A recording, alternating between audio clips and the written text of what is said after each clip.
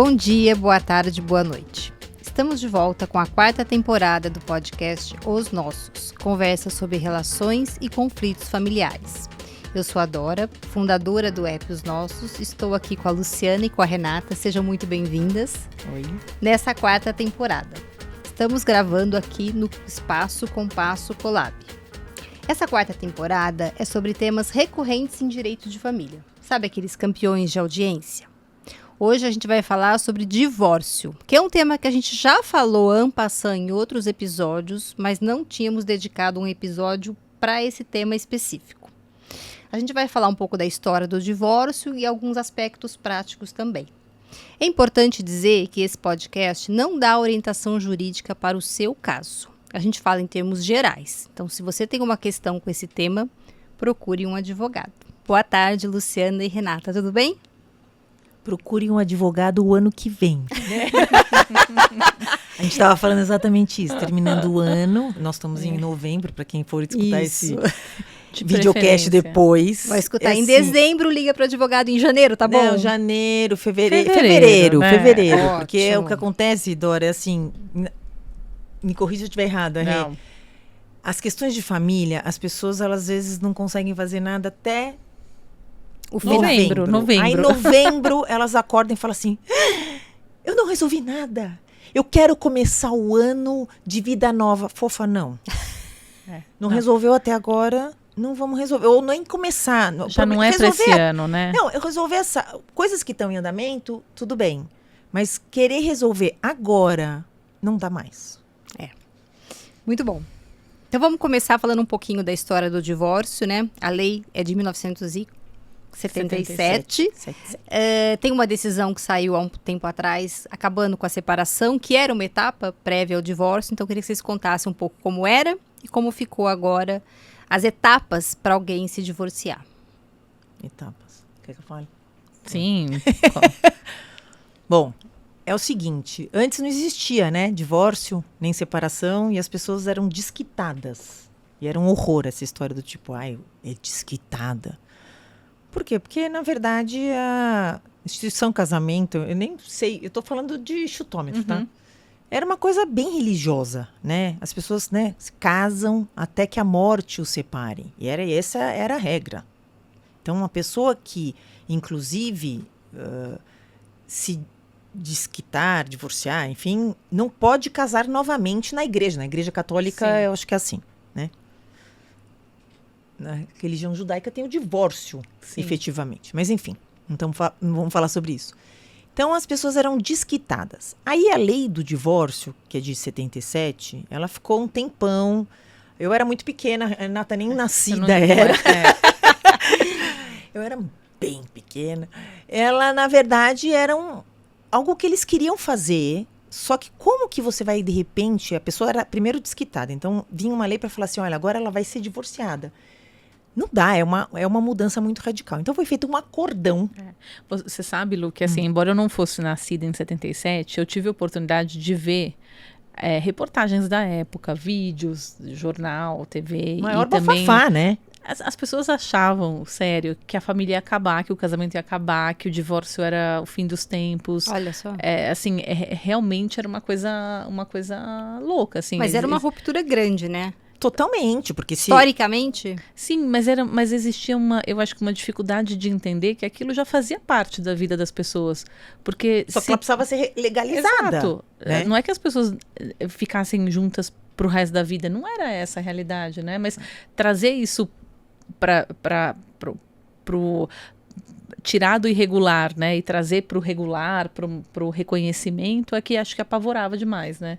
E o que acho que as pessoas precisam saber é o seguinte, casamento, tirando a parte religiosa, é um contrato, né? Então, pode ter um fim. E a gente precisa organizar como esse fim vai acontecer. Então, acho que a lei do divórcio, ela veio organizar isso.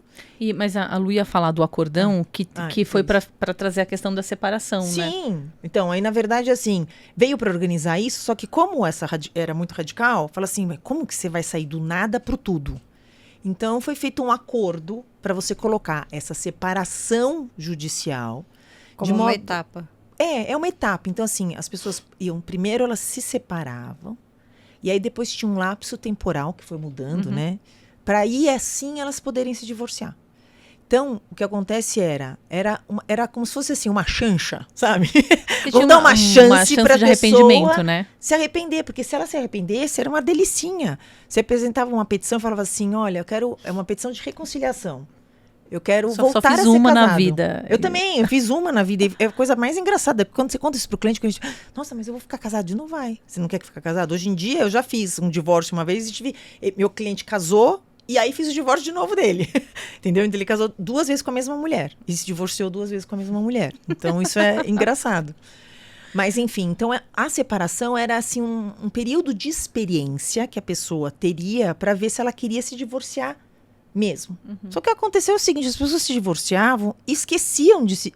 Minto. As pessoas se separavam e esqueciam de se divorciar. Porque na prática... Não é que a pessoa... Todos os deveres que vêm inerentes ao casamento, eles eram rompidos com a separação. Então, dever de coabitação, de sustento, enfim... Tudo isso chegava ao fim. A única coisa que continuava intacta era o vínculo matrimonial. É isso que eu ia perguntar. A separação não acabava com o vínculo? Não, uma pessoa separada, se o cônjuge morria, a pessoa era viúva. Ela recebia o título de viúva. Mas aí o que acontecia? A pessoa normalmente, ela só ia se lembrar que ficou um degrau faltando, que era esse degrau do vínculo, quando ela queria se casar de novo. Que daí ela se dava conta de que ela precisava romper o vínculo, e portanto do divórcio, para poder se casar novamente. E aí era aquela coisa, né? Nossa, você não acha a pessoa, ou pior que isso. Ah, é? Você quer se divorciar? Então, olha, eu preciso de tal. Virava uma chantagem. Olha né? só. Então, a gente sai lá de 77 e chega em 2010 com a emenda constitucional que, de certa maneira, acabou com a separação, né? Ou não acabou na lei, porque ela ainda ficou no Código Civil, né? A Constituição eliminou a separação, mas o Código Civil manteve, né? Que foi a decisão de agora do Supremo, que não existe mais a separação. Mas, então, a separação valeu de 77 a 2010 e, a partir de 2010, só na letra da lei... Não, tinha gente ainda que fazia separação, né? Depois de 2010? Ah, sim. Sei lá, porque preferia. Eu não tive nenhum caso de alguém que quisesse se separar ao invés de se divorciar. Os exemplos que eu vi de casos de outras pessoas ou jurisprudência, normalmente estavam mais ligados à questão religiosa até, né? No sentido da pessoa quer fazer esse rompimento civil ali, mas não quer... como para a religião o divórcio é uma coisa repugnante, para algumas religiões, Sim. enfim. Então, a pessoa não queria o divórcio por conta disso. Mas era uma polêmica, né? Tem juiz que entende que tinha, tem juiz que entende que não. Ficava uma discussãozinha ali que na prática não levava a nada. Acho que... E teve... não sei se a gente vai falar da culpa já ou depois, mas daqui a pouco. Né? Então tá bom. Mas enfim, acho que então depois de 2010 a separação ficou só no Código Civil e na prática, raramente... Em 2010 você podia pedir o divórcio. Direto, ponto, pede o divórcio e a única coisa que a outra pessoa podia fazer era aceitar, porque não tinha por que não aceitar. Depois disso, mais recentemente, a gente tem até uma discussão que você vê como realmente a coisa vai evoluindo, né? Então, primeiro não tinha o divórcio, aí depois para o divórcio existir, teve que ter uma coisa intermediária que era a separação. Aí, depois a separação deixa de fazer parte do nosso sistema e fica só o divórcio. Hoje, a gente já está discutindo se o divórcio, ele pode ser um divórcio liminar, ou seja, sem sequer trazer o outro para o processo ou não. Então, você vê uma coisa do não posso me divorciar, agora eu posso me divorciar sem o outro saber. Então, é muito interessante isso, né? Porque acaba complicado. Mas isso é a coisa mais legal do direito, é que as coisas vão mudando e a lei, às vezes, tem que correr atrás disso, né? Porque o próprio divórcio, as pessoas, assim, tinha que ter, porque senão as pessoas ficavam burlando essa lei para organizar esse estado civil. Mas esse divórcio liminar seria quase um divórcio unilateral. Mas hoje em dia ele porque se eu quero me divorciar e o meu cônjuge não quer, a única coisa que ele pode fazer é tirar as calças e pisar em cima, porque não tem, entendeu? Não tem, é verdade. Não tem o que fazer. Ele não pode falar, não quero. Que ele nesse pode caso, fugir, não receber citação. É que nesse caso, me corrige, por favor, mas eu entendo que o divórcio pode ser decretado sem até a outra parte ser ouvida. Eu tive um caso No divórcio que foi liminar, assim, não é? Mas aí a questão é assim, ela seria ouvida para Complexo. quê? Falando do divórcio em si, não estou entrando na discussão da partilha, de Uhum, divisão de sim. bens, assim, mas dizendo assim, o meu direito a De me não divorciar estar mais casado. e de não estar mais casado Independe da é vontade um do outro. direito Potestativo. potestativo. É. contra Eu lembro o qual, dessa aula. os outros não podem se opor. Sim. Então, se os outros não podem se Pra opor... que eu vou dar a Né? chance do outro falar? Agora, Sim. é claro que você tem um sistema de contraditório, de ampla defesa, Claro. de não sei o quê. Então, tudo bem, na teoria é muito simples, mas na prática É complexo. mais complexo. Agora, num caso que eu tive que houve o divórcio liminar, o que acontecia? A pessoa estava num lugar de difícil acesso. Havia um combinado antes, num acordo que a gente tinha feito judicialmente com relação a questões das crianças, de que quando a pessoa chegasse nesse país, ela iniciaria o processo do divórcio consular, porque não fizemos o divórcio no Brasil para não atrapalhar a própria documentação que ela já tinha emitido para viajar. Quando chegou lá, ela não cumpriu isso. E aí o tempo foi passando. Isso gerava constrangimento para a pessoa, porque imagina, você vai se hospedar num hotel com a sua namorada, casado, sabe? Não é uma coisa agradável, né? A situação de fato não correspondia à situação jurídica. E aí, explicando esse contexto, o juiz decretou o divórcio liminarmente. Mas você vê, não era simplesmente, eu quero e o outro não tem nada a ver com isso. Claro. Era um contexto. Tinha uma justificativa. Mas vai chegar, mas eu acho que isso talvez evolua para aquela história. Eu peço, porque aí é só uma discussão centralizada no direito, na dissolução daquele casamento que não existe mais, né? Que não existe mais. Eu vou entrar nisso agora. Vamos um pouquinho para a parte bem prática. Quando a convivência fica insuportável, como você falou, o casamento não existe mais, às vezes uma das partes resolve simplesmente sair de casa. Pega a sua malinha e vai embora. Quais são os efeitos jurídicos e patrimoniais dessa saída de casa sem nenhum tipo de formalização ou, enfim, desse divórcio? Aquela coisa, chegou no insuportável ou houve uma briga terrível, pega e sai de casa. Quais são as consequências, as principais, claro, patrimoniais e jurídicas desse ato? Então, o sair de casa em si não é um marco se não tem um comportamento de como ele separa. É assim, quero me separar de fato. Então eu saio com a minha mala e falo, eu estou separado de fato. Isso é uma coisa. Sim, mas isso não tem um efeito do rompimento do regime de bens? Então, isso, aí então vai ter uma discussão. Então, assim, às vezes as pessoas saem de casa para pensar na vida, né? E voltam. Ok. Tá, Às vamos vezes- pensar. Ou no calor do momento, Sim. uma discussão, e sai, mas depois volta. Vamos pensar em quem não volta, que já seria Sim. o início Então, desse aí não rompimento. voltou e a coisa se consolidou. Então, essas pessoas, esse que era um casal, não é mais um casal. De fato, né? Ela continua juridicamente atrelada um ao outro, mas ela não é de fato. Então, a gente chama isso de separação de fato. Que antes até se tinha que fazer separação de corpos. E isso já até está ultrapassado, E você sabe que essa história da separação de corpos era uma coisa interessante, né? Porque a gente tinha duas figuras, a separação de corpos e o afastamento do lar.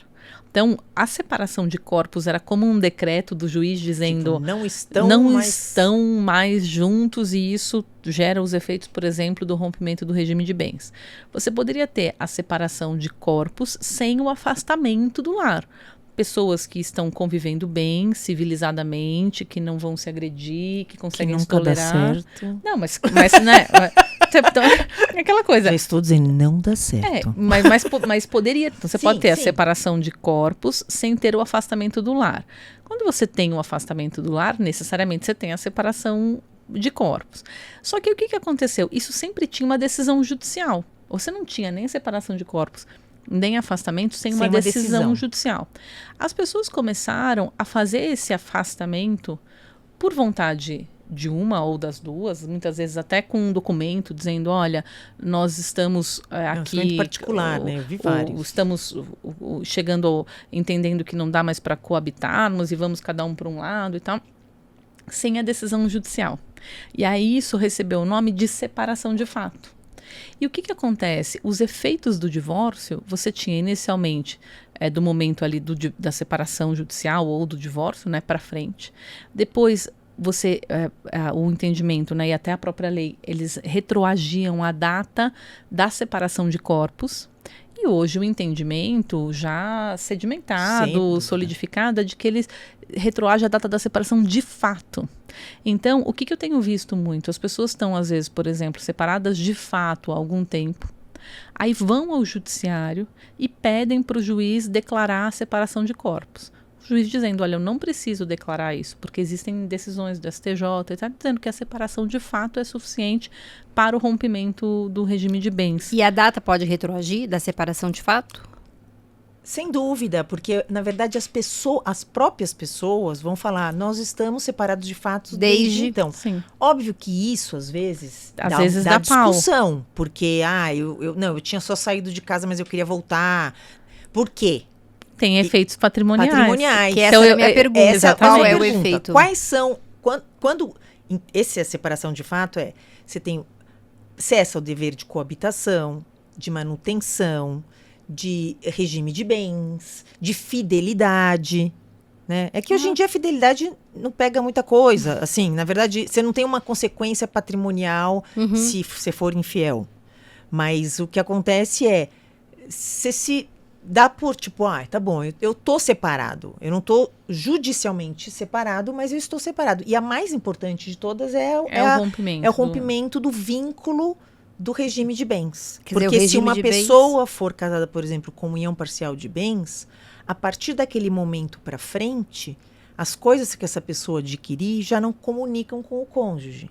Entendeu? Então, um exemplo simples, né? Se você pegar a grande parte da população assalariada, casada num regime de comunhão parcial de bens. Então, o dinheiro que ele ganhou até o dia da separação de fato entra no bolo comum.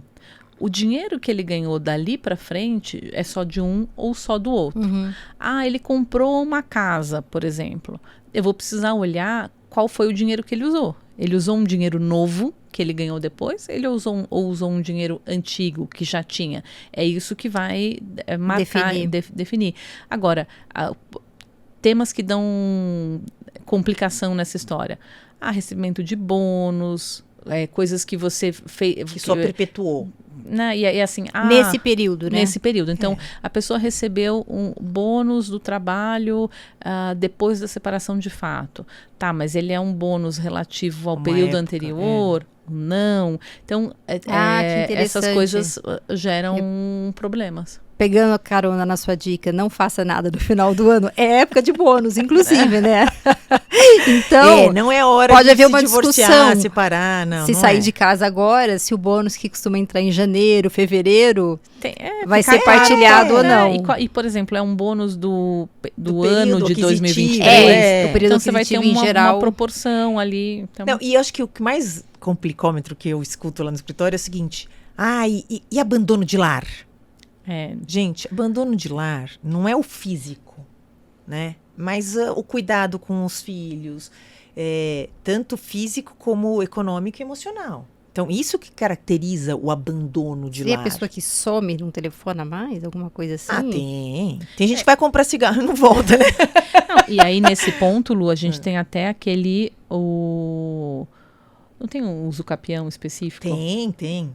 Que é uma questão que eu também nunca vi aplicar nas minhas situações concretas, mas você tem isso, a pessoa saiu, nunca mais voltou. Eu fiz uma ação, foi super legal. Né? E conta um pouquinho disso, que esse é um efeito interessante. Desculpa, o usucapião da casa? Por exemplo, olha só, a pessoa ficou, no meu caso era até assim, uma pessoa que tinha a posse de um imóvel, o marido foi embora durante 20 anos, nunca mais voltou. E depois, quando ele voltou 20 anos, ele falou, não, esse imóvel é meu. Ela falou, não. Como é seu? Eu paguei IPTU e condomínio o tempo inteiro. Criei todos os nossos filhos, você quer? E a gente ganhou. E ela virou proprietária por usucapião. Muito bom. Muito legal. Então, entrando aí na partilha de bens, algumas pessoas fazem a partilha posterior ao divórcio, né? Quer dizer, rompem o vínculo, mas não partilham num primeiro momento, deixam para depois, por N razões que não vêm ao caso. Eu queria saber qual é a visão de vocês sobre isso, né? Porque elas continuam provavelmente condôminas de alguns bens. O que vocês acham dessa situação em que se rompe o vínculo, mas o patrimônio ainda é comum e se espera para fazer depois, por alguma razão? Então, mas eu vou falar o seguinte, eu particularmente gosto de resolver, né? Você está divorciando, você organiza, você não quer ser condômino com a outra pessoa, você não quer... O vínculo precisa acabar por completo, mas muitas vezes, né? Muitas vezes a gente não consegue, por N razões. Ou complexidade do patrimônio, ou a indivisibilidade do patrimônio. Então, eu acho que a questão é assim, são coisas departamentadas, né? E são coisas que dá pra gente resolver. Então, por que não resolver o divórcio e cuidar da partilha posterior? Às vezes, e dependendo com quem, né, você está negociando, enfim, é até salutar. Tem outras vezes que não, porque o vínculo, inclusive, ajuda a resolver a partilha de uma forma mais rápida. Então, é uma questão muito pontual. Mas você faz muitos casos disso? Muito. O quê? De fazer a partilha depois? É. Muitos. Ah, eu achei que era exceção. Não, você não tem? Eu tenho muitos. Tenho muito pouco. Você tem muito pouco? Não, eu tenho muitos, porque assim, na verdade, inclusive quando você está no litígio, né? Quando está no litígio, o que acontece é isso. Você faz o divórcio e fala, bom, vamos resolver, porque a partilha é tão complexa. Quando a questão está litigiosa, cada assunto tem o seu quadradinho, tem a sua ação. Então, às vezes você consegue fazer um acordo num aspecto, por exemplo, alimentos, guarda convivência. O divórcio, os juízes cada vez mais têm usado a ferramenta da sentença parcial, Sim. que eles... gente, não tem por que manter as pessoas realmente vinculadas, né? Então, eles decretam o divórcio ali numa sentença e segue o processo a partilha segue adiante. Mas é que para mim é engraçado, né? Quando a Dora fala de fazer a partilha depois, eu não pensei nesses casos que estão judicializados, porque de uma forma ou de outra, para mim, isso já é o assunto, ele está mapeado de algum jeito. Vem mais para no meu raciocínio a pessoa que assim se divorcia e deixa para resolver depois a questão da partilha, que eu acho complicado, porque assim, primeira coisa, sempre falo, a sua vida, de fato, quem você é, o que é seu, o que você faz, o que você não faz, ela precisa ser o mais próximo possível da sua vida jurídica. Sem dúvida. Então é assim, você vive junto com alguém? O que é isso? É um namoro? É uma união estável? Vamos organizar, porque depois essa bagunça acaba dando pano para manga. O patrimônio que está com você é seu? Não, é da minha esposa, que eu nunca... É meu junto com a minha esposa, ou com o meu marido, não partilhei e tal. A tendência é que isso dê problema em algum momento. Por quê?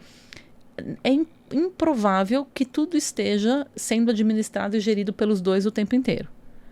É muito provável que haja um problema de gestão ao longo do tempo. Mas você investiu aonde? Aplicou aonde? Usou para quê? Como é que foi? Como é que não foi? Então, acho que quanto antes organizar a partilha, melhor. Ainda que seja para alguma coisa ficar em condomínio. Condomínio, sim. Mas é um condomínio regulamentado. Cada um tem seus deveres, suas obrigações, seus direitos sobre aquele patrimônio. Agora, deixar no vai da valsa, e normalmente isso acontece, acho que é mais comum com casais mais antigos, velhos, isso. em que uma das pessoas não tem muito traquejo para gerir o patrimônio, prefere que o outro faça isso e fica recebendo de tempos em tempos lá a sua renda. Só que a confiança muitas vezes já não é a mesma. Então, não é uma coisa muito salutar, né, Lu? Não, por isso que eu falei, eu gosto de resolver tudo, mas às vezes não dá. E aí, quando não dá, você tem a possibilidade. Então, as pessoas precisam saber que existe essa possibilidade. Então, se tiver uma sentença parcial, adoro o processo. Na verdade, vai ser porque o juiz decidiu que o divórcio vai ser anterior à partilha. Sim, chama sentença parcial de mérito. É bem comum. E aí, cabe a ele quis que saísse o divórcio e a partilha fosse posterior. Não, na verdade, o processo acaba indo para esse lado, porque é o seguinte... entra-se com o divórcio, a outra fala assim, eu quero divórcio, mas a partilha eu quero discutir melhor. Tá. Então o juiz fala, tá bom, então o que um tá de acordo com o divórcio. É uma forma de ir tirando De tirar, da mesa aquilo que não sim. tem Entendeu? discussão, Que não tem sabe? discussão. Agora, se não for um caso judicializado, às vezes também a dificuldade de partilhar é uma questão do vínculo ainda, né, entre as pessoas. Porque o patrimônio em comum é uma maneira de você estar vinculado ao outro. Então me dá um pouco a impressão Então, que... mas tem esse lado psicológico, mas tem às vezes, Isso. mas tem a questão que às vezes não dá mesmo, coisas indivisíveis. Por exemplo, uma fazenda, né? Tem uma fazenda. Como que você faz? Corta aqui, divide. Põe às a vezes- cerca no meio, Não, né? é, e Não, às vezes mas- tem uma parte da fazenda que é mais lucrativa do que a outra. Sim, Então é precisa ter um complicado. pouco de cuidado. E precisa ter calma, inclusive, porque assim, muitos dos advogados de divórcio, eles pensam assim.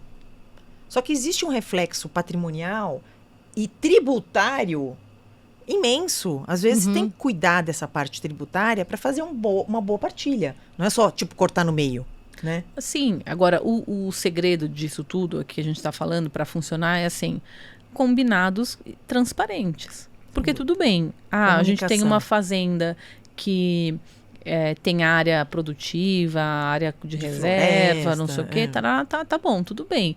Mas a questão é, nós vamos separar 1 ano para a gente cuidar desse assunto? Ok. Mas quem vai decidir os contratos desse lugar? Ah, vamos arrendar, não vamos arrendar? Para onde vai esse dinheiro? Como vai? Porque, às vezes, empurrar a partilha para frente, muitas vezes, também é um instrumento de pressão daquele que tem o patrimônio na sua poder. gestão. Uhum. Então, Entendi. também não é recomendável, não é correto. Os advogados ali compromissados com ajudar a família a resolver suas questões não vai fazer isso. Mas, assim, e tem muitas vezes, por exemplo, também, que você tem lá um volume de patrimônio. É um volume de patrimônio que está aplicado conjuntamente. Seria simples você pegar aquilo, dividir na metade, cada um cuida do seu. Tudo bem, mas... Vai ter uma perda, né? Tem uma perda e muitas vezes o rendimento daquele valor Não tá tão líquido. e tá sustentando a família. Sem dúvida. Então é assim, as pessoas precisam às vezes entender que as coisas estão conectadas. Não dá para simplesmente, eu quero minha metade de bônus, mas eu não quero o meu ônus, eu não quero a minha responsabilidade. Eu acho essa parte mais legal, Né? assim, de organizar essa partilha para que todo mundo fique bem assistido. E é importante aí as duas pessoas terem a consciência de que é isso que a Renata falou. Às vezes você tem, assim, a família, ela é sustentada por esse patrimônio. Se eu cortar no meio, não vai dar para sustentar todo mundo. Então, como que a gente vai fazer? Enfim, isso a gente pode fazer um podcast só desse. Não, divórcio eu acho um tema muito interessante. Tem a questão jurídica, a questão psicológica Sem também que eu ia dúvida. perguntar, né, para vocês. Quer dizer, vou perguntar depois, mas na visão de vocês, assim, que a pessoa resolve se divorciar, qual o primeiro passo que ela deve dar? Nossa. Sabe aquela pergunta assim, por onde começa? Eu Ela acho liga- que ela tem que ser concomitantemente, a minha opinião tem que procurar 2 profissionais. Um psicólogo para cuidar da cabeça e um advogado para cuidar da questão jurídica. E ter calma, enfim. Mas é que assim, a pessoa não acorda e fala assim, vou me divorciar, né? Não, mas sempre tem quando um hoje, dia... hoje eu vou me divorciar. Não, mas sempre tem um dia em que você assume aquilo que você decidiu, né? Que você põe aquilo pro Então, mundo e pra outra mas- pessoa, né? Então, a partir daquele momento em que você fala não tem volta, qual é o primeiro passo, né? Então, mas a experiência que eu tenho é que a pessoa não faz assim, não tem volta. Ela já vai pensando e vai organizando. Não, ela vai pensando, né? é quando ela torna aquilo oficial. Eu acho que é o seguinte, então primeiro Ela vai- antes de tornar oficial, ela precisa estudar o assunto. Então eu acho que assim, a gente tem cérebro e coração. Ok, o seu coração vai chegar uma hora e vai dizer pra você, não dá mais. Perfeito. Tudo bem. Aí você tem que bater lá na casinha do cérebro e falar, tá bom, o coração falou que não dá mais. E aí, o que Que a eu gente vou vai fazer? fazer? Aí o que ela vai Mas fazer? será que é tão racional assim? Não, mas eu tô dizendo assim, é um aconselhamento, né? Então, o que faria? Aí entenderia. Começa a fazer um brainstorming mesmo. Como seria a minha vida sem o meu marido, sem a minha esposa, sem esse desenho que eu tenho hoje? Onde eu moraria? Eu continuaria Como eu vou com o conviver mesmo com os meus filhos? com o mesmo trabalho ou não? Como eu vou conviver com os meus filhos? Como é que vai ser o dia a dia? quem leva na escola, quem não leva, coisas bobas. Começaria a tem um imaginar, reflexo enorme. essa situação. Qual é o patrimônio que eu conheço, que eu tenho? O que eu gostaria que continuasse comigo? O que não? O que eu tenho, até onde eu consigo abrir mão de coisas para ter paz? Sabe, eu acho que começa um raciocínio, eu acho que não pode ir por aquela linha assim. Primeiro, Chutar o pau da barraca. chutar o pau da barraca. Literalmente. É aquela coisa assim, de se lamentar por estar naquela situação Sim. e atribuir para o outro a responsabilidade. Mas é muito comum, né? É muito comum. Sim. E aí o que acontece? Quando você atribui para o outro a responsabilidade, você não olha a sua contribuição para a situação chegar naquele ponto e você começa a criar expectativas que são além da realidade.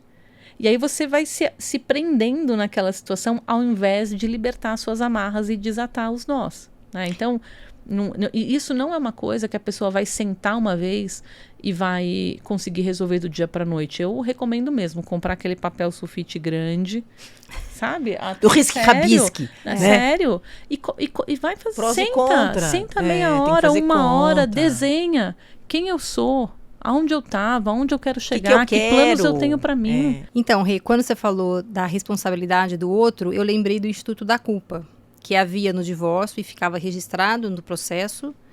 Hoje não há mais, ninguém é o culpado pelo divórcio juridicamente, mas ainda se responsabiliza muito o outro pelo fim do casamento, né? É uma coisa que a gente vê bastante nos divórcios. Será que essas coisas estão relacionadas? A gente está ainda atribuindo culpa, responsabilidade ao outro, mesmo que isso não seja mais um elemento jurídico?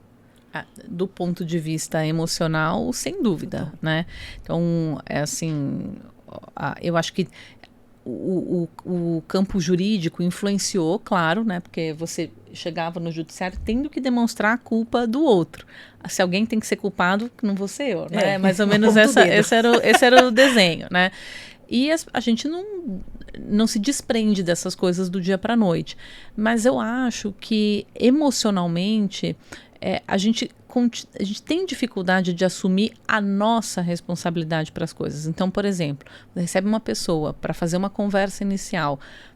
É muito comum a pessoa passar parte do tempo falando do que o outro fez. Sem dúvida. Não usa a primeira pessoa. Sim, Nunca. nas mediações eu sempre escutava isso, era o outro. A gente tem que puxar a pessoa para Começa a falar falar. na primeira pessoa. Não, Em primeira no pessoa. sentido de dizer, eu entendi qual foi, na sua visão, a contribuição dele ou dela. E a sua? Mas e a sua? Me conta um pouco sobre como você contribuiu para a situação chegar no ponto em que está hoje. Porque algo há de ter.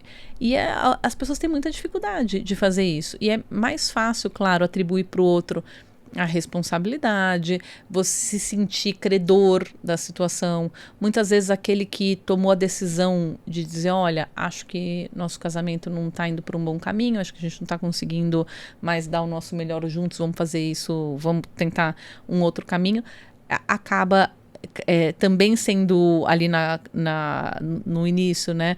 O outro entende que você quis se divorciar, então você tem que pagar o preço. Quantas vezes a pessoa não quer mais, só porque o outro tomou a iniciativa. Isso é verdade. Nossa, é assim. Quem tomou a iniciativa vai apanhar. Entende? Então é uma coisa. Mas assim, agora o advogado tem um papel relevante nisso também, né? De tentar trazer as pessoas para resolver, para colocar a mão na massa. E eu acho uma questão seguinte: quando você assume a sua responsabilidade e você reconhece que algum comportamento seu não foi bacana e contribuiu para aquilo, é o primeiro passo para você não fazer igual. Quando você acha que nada é responsabilidade sua, isso por detrás com essa postura traz junto com ela a sensação de que assim, o meu comportamento eu não preciso mudar, eu posso continuar fazendo tudo que eu fiz, e muitas vezes isso impacta na questão dos filhos também, né? Não estou dizendo que as pessoas não vão errar, elas vão errar. Nesse processo de transição as pessoas vão errar, mas elas precisam estar abertas para dizer, olha, puxa, eu falei aqui uma coisa que eu não devia ter falado para o nosso filho. Desculpe. Ok. Agora, se a pessoa continua dizendo que não vejo nada de mal, a pessoa vai continuar fazendo. Quando você falou da pessoa sentar e talvez até colocar no papel quem ela é, o que ela quer, para onde ela vai, eu fiquei pensando, vou dar minha opinião e queria de vocês, que eu acho que isso é o mais difícil, é ter esse pensamento racional no momento de dor. Porque todo mundo está sofrendo, isso a gente sabe. A que sai de casa, a que não sai de casa, a que tomou iniciativa, todos sofrem. E na minha opinião, o mais difícil é ter um pensamento racional, o objetivo e conseguir fazer esse desenho que você propôs, super interessante, e tomar as primeiras decisões, até decidir para quem é o primeiro telefonema, imerso nessa dor emocional, nessa subjetividade, enfim, nesse tumulto que é esse luto do divórcio. Então, na minha opinião, isso é o mais difícil. Eu queria saber de vocês, nesse primeiro momento, o que vocês acham que é mais difícil? Posso só falar uma coisinha? Quando eu falo para a pessoa fazer isso, e isso eu acho que é uma coisa importante, é assim, as pessoas, elas, muitas vezes, você vê que as pessoas, elas sabem o que elas querem colocar para fora, mas elas sabem que aquilo pode ser julgado e que não querem sequer assumir os seus próprios pensamentos. Então, um primeiro desenho... Adorei assumir os próprios pensamentos. Um primeiro desenho que vai vir disso não vai ser um desenho bonitinho, vai ser o que tem de pior em você. Só que você precisa colocar para fora, até para você entender quem é você nesse ponto. E entender, assim, o que é minha raiva, o que é meu desespero. Se você ficar esperando que, nossa, vai ser um desenho lindo de uma pessoa sensata, tudo aquilo que deveria sair vai continuar dentro de você, né? Por isso que eu falo, tem que ter ajuda de outro profissional, além do cara do direito. A gente aqui é instrumentadora do direito, a gente, obviamente, ajuda a organizar isso, mas tem uma outra pessoa que estudou e se formou para cuidar desse pedaço do luto. Você falou em luto. É isso, é um período super difícil. As pessoas às vezes vêm assim, não, a gente já sabe o que a gente quer. Eu brinco, falo assim, nenhum divórcio que eu fiz consensual saiu menos do que 45 dias. Eu tenho esse número na cabeça. Uhum. Por quê? Porque na hora de se assinar ou de você lidar com essas coisas, dá porque a gente já falou aqui, né? O divórcio é a segunda maior dor depois da morte. Porque é muita frustração. Ninguém casa para se divorciar. Então, dá culpa, dá sentimento de falência. Raiva. Então, por favor, além do advogado, procure um psicólogo ou alguém que cuide disso, dessa parte. Sim. Que nós não somos. E tem um monte de colegas que falam assim, eu já falei várias vezes isso aqui. Não, mas você é meio psicóloga? Não sou, não quero ser, não estudei para isso. Óbvio que a gente consegue acolher melhor do que um tributarista acolhe um cliente. Sim, claro. Mas precisa cuidar disso, porque nós não estudamos para isso e a gente não quer fazer isso. Eu acho que a pessoa tem essa sensação porque a gente deixa os clientes falarem, né? Senta que lá vem história. Sim. E a conversa, ela tem um efeito terapêutico, né? Ela não é terapia, mas é terapia. Mas ela tem um efeito terapêutico. Então, a pessoa acha que ali, nessa conversa com o advogado, né? A gente é super escuta, enfim, acolhedores, que isso já, de alguma maneira, é cuidar desse lado psicológico. E eu acho que você está dizendo muito bem, a gente não dá conta disso. A gente pode até ouvir, né? E a pessoa se sente melhor com isso. Mas a gente não dá conta desse aspecto. Profissionais que pecam exatamente nisso. Se colocam nesse lugar. Gente, a gente tem o chapéu do advogado. Use o chapéu do advogado. Isso não quer te dizer que você vai ser frio, calculista, enfim,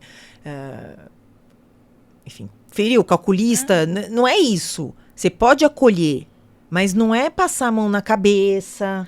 Não é falar que tudo vai ficar bem, porque as coisas não vão ficar bem. E eu acho que a culpa dos advogados é isso. Fala assim, não, eu cuido, não precisa. Precisa. Cada um tem a sua profissão. Não é simples o papel do advogado de família, né? Não. Principalmente no início da carreira, as pessoas... Nossa. É difícil, você quer fazer o melhor pro outro, mas também, às vezes, você acaba assumindo coisas que não são suas, funções que não são suas. Então, eu acho que a meta para um advogado de família deve ser, né, você conseguir equilibrar o acolhimento que você precisa, porque a pessoa busca você no pior momento da vida dela e no momento mais importante.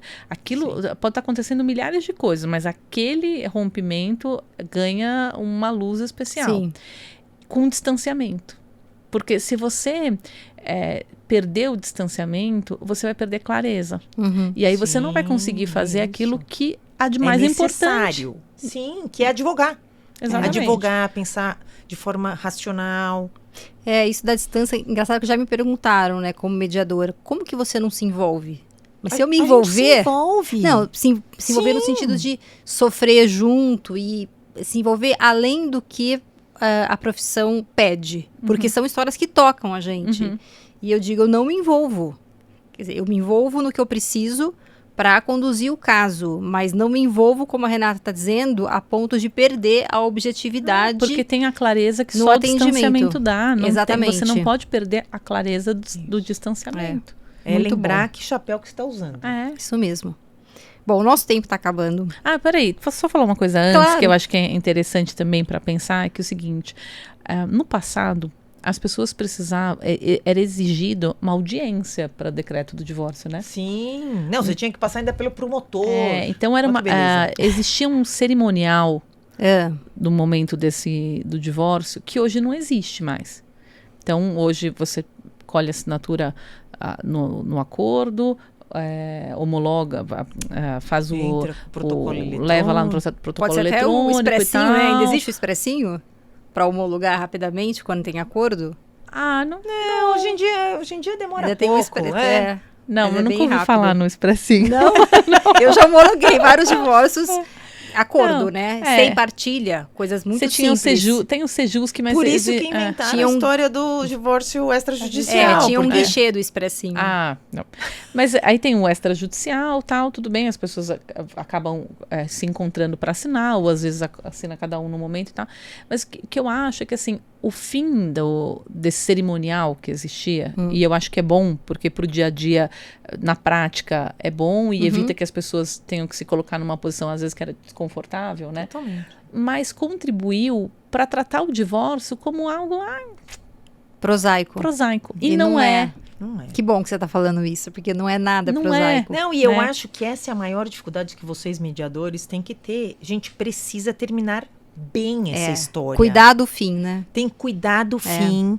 E esse negócio que você falava, eu sempre levava, porque antes como que era? Você distribuía, mesmo com você só, você distribuía, aí você ia no promotor com as suas cópias originais, passava no promotor, ele ia muitas vezes, no começo até o promotor perguntava, chamava as partes, depois eles começaram do tipo só de acordo, Visto aí e você ia pronto. pro juiz, o juiz chamava as partes, fazia perguntas, e a coisa, acho que a coisa foi andando, como a gente falou, a prática foi tirando isso, porque Não tem mais ritual. não tinha mais ritual, mas eu sempre levava um chocolate na bolsa, porque ou às vezes mais do que um chocolate, porque sempre alguém precisava de um açúcarzinho, porque É muito a difícil. hora que assina ali na frente do juiz, assinava, né? E aí a hora que Concretiza.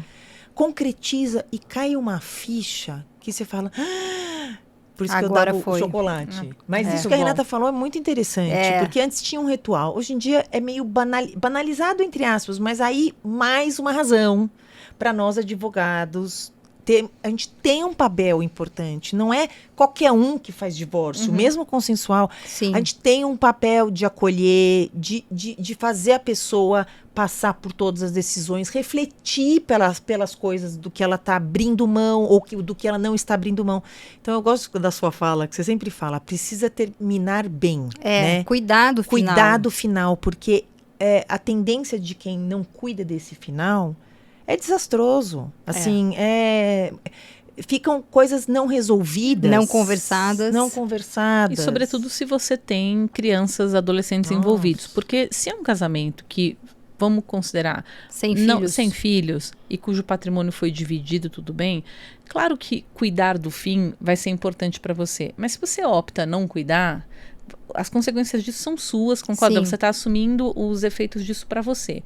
Agora, quando você tem crianças, adolescentes, filhos comuns, esse é um vínculo indissolúvel, né? Então, vocês vão ser avós dos mesmos netos, vão frequentar as mesmas festas, as mesmas cerimônias, família, formaturas, etc. Então, assim, ainda que você ache que não precise, faça isso por quem vem depois de você, né? É isso mesmo.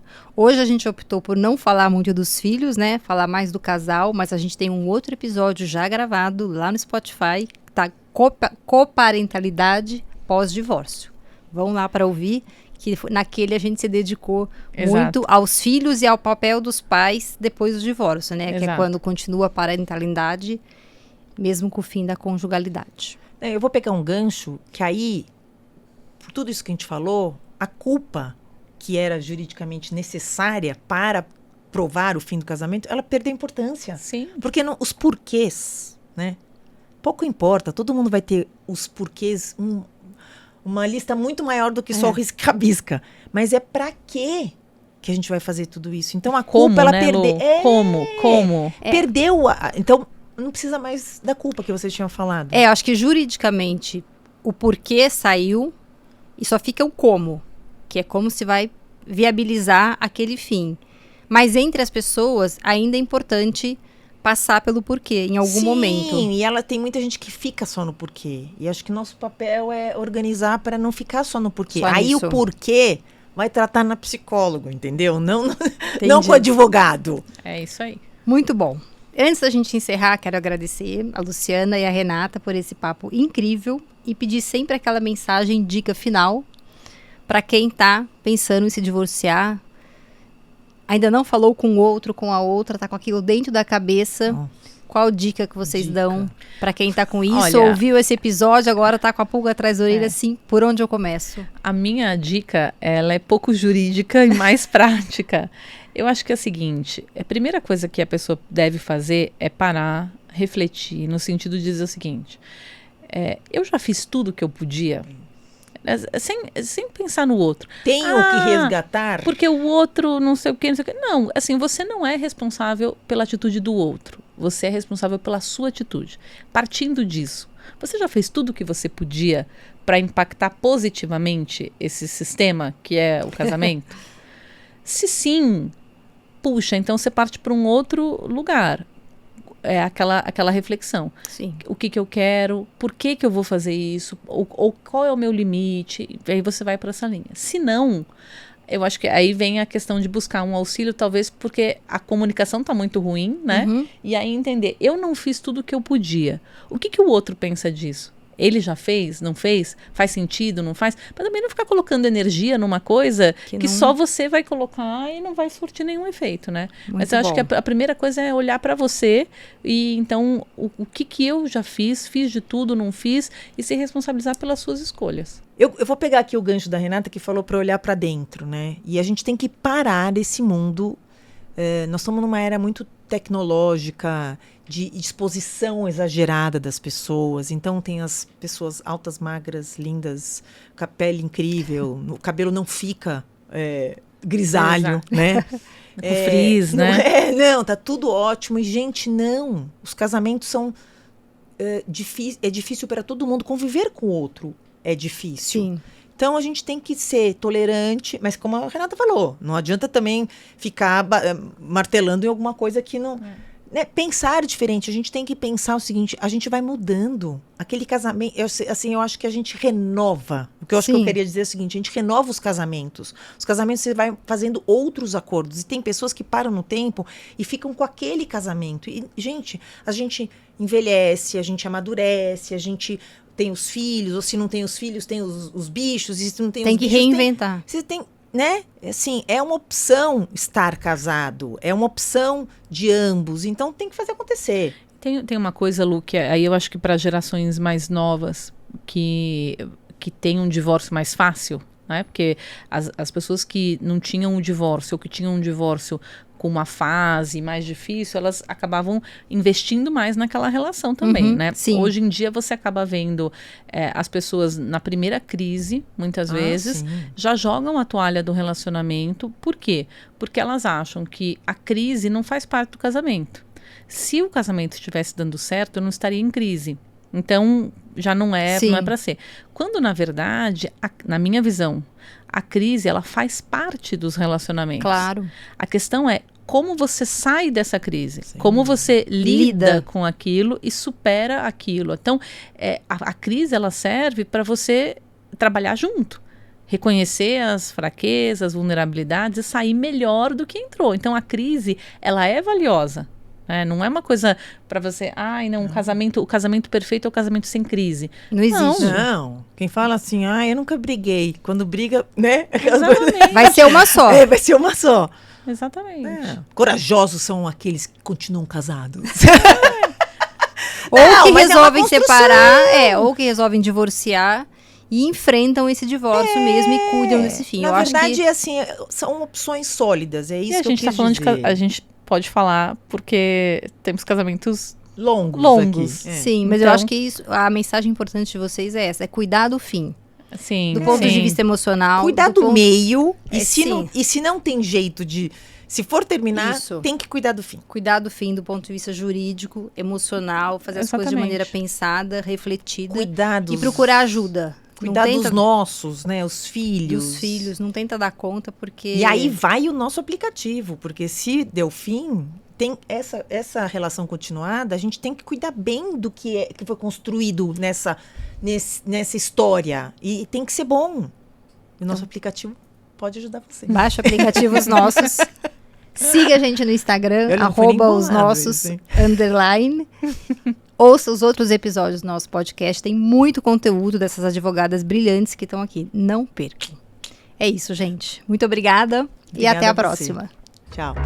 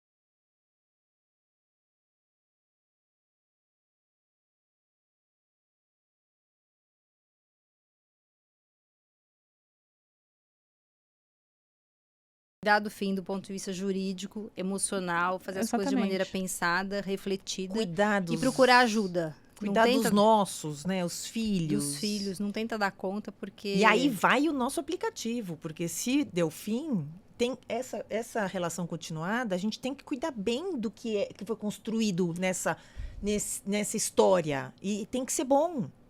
E o nosso aplicativo pode ajudar você. Baixa aplicativos nossos. Siga a gente no Instagram, @osnossos_.